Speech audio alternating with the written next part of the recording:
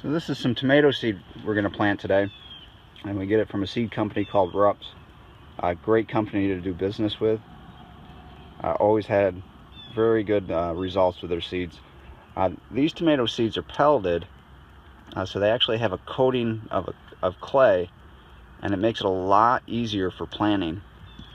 Especially crops like lettuce, if you get coated or pelleted lettuce seed, really makes planting lettuce easier. The only drawback with the pelleted lettuce seed that I found is it doesn't seem to last quite as long. You can't save the seed as long. It doesn't seem to be an issue with the tomatoes or some of the other pelleted seeds I've tried, but for lettuce, for whatever reason, you can't seem to save it for a couple years. But the pelleting, the coating on this tomato seed really makes it easier to plant. So, and it makes it easier to see when you have it down in the growing medium. It really sticks out. So yeah, quick little tip for you. Thanks for watching.